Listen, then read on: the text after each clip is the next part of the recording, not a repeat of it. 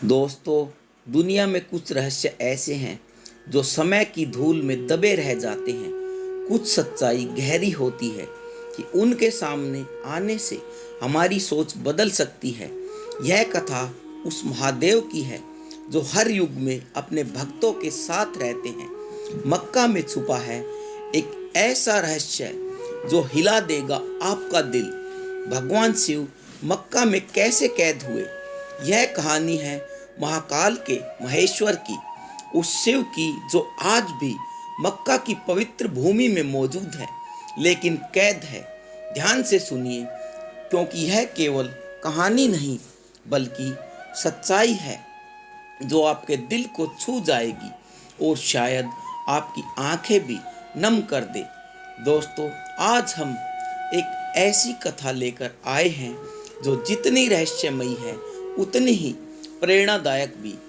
कथा शुरू करने से पहले आपसे एक विनम्र निवेदन है। शास्त्रों में कहा गया है कि अधूरी छोड़ी गई कथा दुख और पाप का कारण बनती है, इसलिए इसे अंत तक जरूर सुने। बात उस समय की है जब यह पृथ्वी आज जैसी बिल्कुल नहीं थी। त्रेता युग का स्वर्णिम काल था। धर्म का सूर्य मध्य आकाश में अपने पूर्ण तेज के साथ चमक रहा था।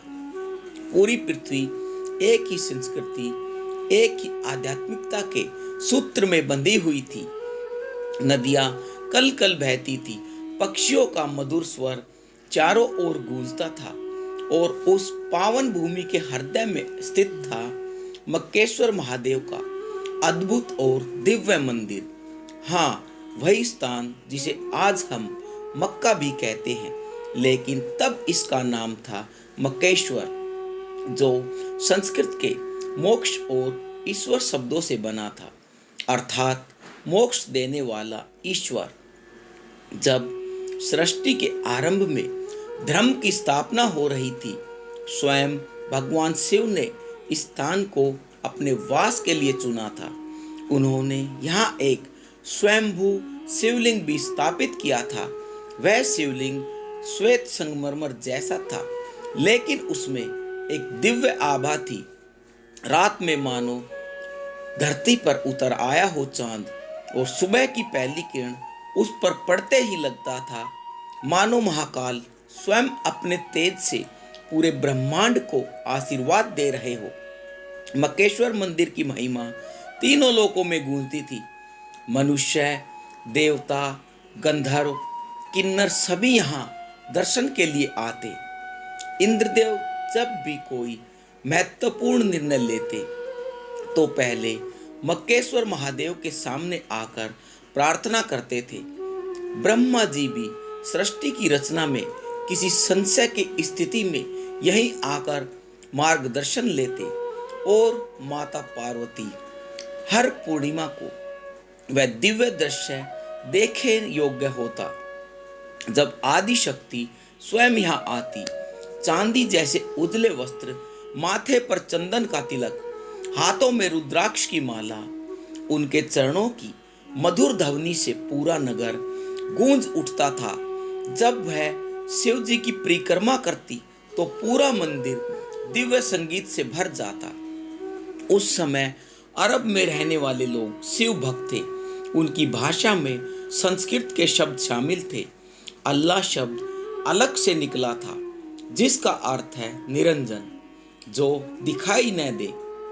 वे दिन में 5 बार पूजा करते: सूर्योदय, दोपहर, सूर्यास्त, रात्रि और मध्य रात्रि में।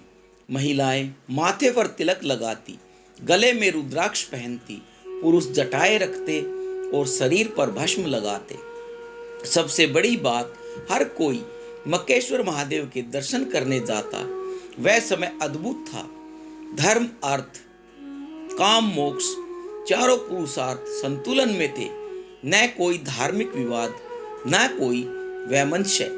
सभी एक परमात्मा की संतान थे और उसी की उपासना करते थे।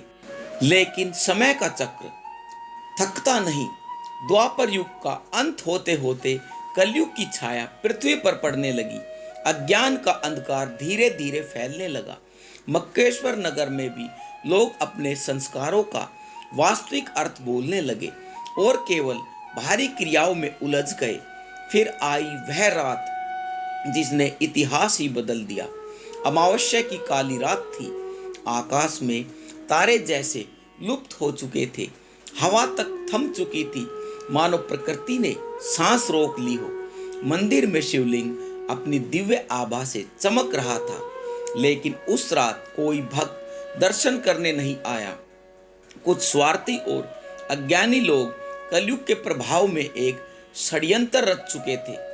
उन्होंने सोचा, यदि इस दिव्य शिवलिंग को छुपा दिया जाए तो केवल वे इसकी शक्ति के अधिकारी होंगे।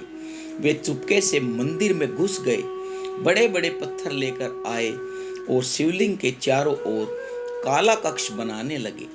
पहला पत्थर रखा गया तो पूरी पृथ्वी कांप उठी।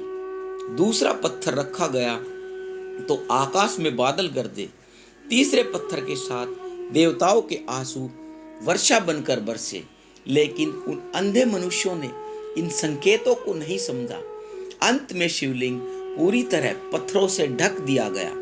तभी आकाश से एक दिव्य आवाज गूंजी, मूर्खों, तुमने जो किया है उसका फल तुम्हें और तुम्हारी आने वाली पीढ़ियों को भुगतना पड़ेगा। मैं यहाँ से नहीं जा रहा, बल्कि तुम ही मुझसे दूर हो चुके हो। उस आवाज की गूंज से पूरा नगर हिल गया। उस रात शिव के करुण आंसू पत्थरों पर गिरे और वे काले हो गए। वही पत्थर आज हजरे अस्वद कहलाता है। महादेव जानते थे कि यह कलयुग का प्रभाव है, इसलिए उन्होंने क्रोध या श्राप नहीं दिया, बल्कि दया और धैर्य चुना। उन्होंने वहीं रहने का निश्चय किया। अपनी संतानों के लौटने की प्रतीक्षा में माता पार्वती को जब यह समाचार मिला तो उनका हृदय टूट गया। वे विलाप करते हुए बोली, हे नाथ, आपने कहा था आपके भक्त आपसे प्रेम करते हैं, फिर उन्होंने आपको कैद क्यों कर दिया? शिव जी ने धैर्यपूर्वक उत्तर दिया, गौरी, यह अज्ञान का परिणाम है। मैं उनसे रूठूंगा नहीं, बल्कि उनका इंतजार करूंगा। तुम मुझे प्रत्यक्ष नहीं पर गुप्त रूप से देख सकोगी। तब से माता पार्वती अदृश्य रूप में वहां आती है और आज भी सच्चे मन से की गई प्रार्थना में उनकी उपस्थिति महसूस होती है। समय बीतता गया। जिन्होंने शिवलिंग को छुपाया था वे चले गए।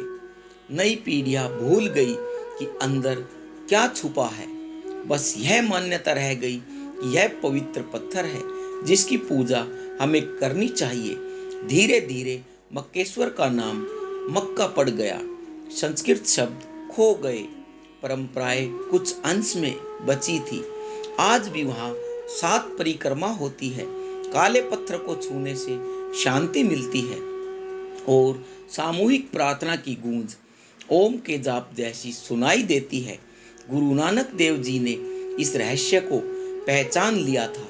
उन्होंने वहाँ अपने पैर एक विशेष दिशा में रखे, यह संकेत देने के लिए कि परमात्मा हर दिशा में मौजूद है।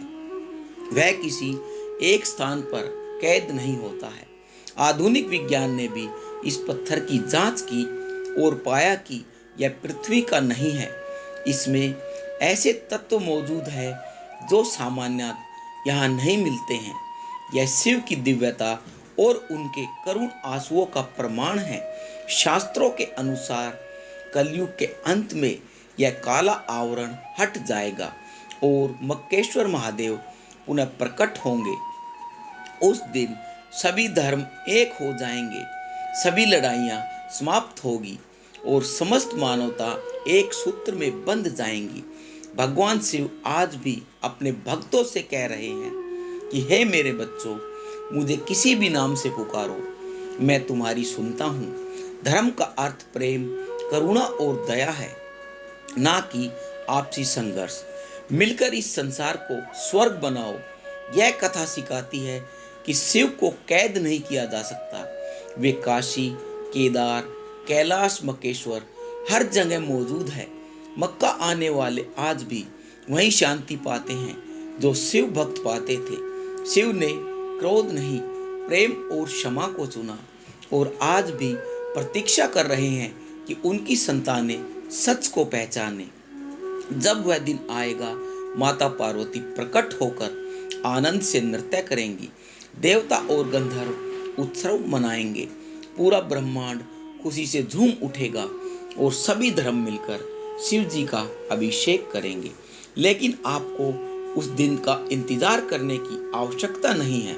जब आप सच्चे मन से उनका स्मरण करते हैं, वे आपके हृदय में प्रकट हो जाते हैं। जब आप प्रेम और करुणा से व्यवहार करते हैं, वे आपके कर्मों में झलकते हैं। चाहे आप उन्हें शिव कहें, अल्लाह कहें, गॉड या वाहे गुरु, वह सिर्फ एक है। प्यारे श्रोताओं, यह कथा केवल बीते युग की स्मृति नहीं, यह एक संदेश है प्रेम का, क्षमा का और एकता का। इसे अपने हृदय में संजो ले, देश के हर कोने में पहुंचाए, ताकि हर कोई समझ सके कि धर्म जोड़ता है, बांटता नहीं। आइए संकल्प ले कि हम आपस में प्रेम से रहेंगे, एक दूसरे के धर्म और भावनाओं का सम्मान करेंगे और इस पृथ्वी को वैसा ही पावन बनाएंगे जैसा त्रेता युग में था। क्योंकि जब हम एक होंगे तब महादेव फिर से हमारे बीच होंगे। तो बोलिए हर हर महादेव, ओम नमः शिवाय।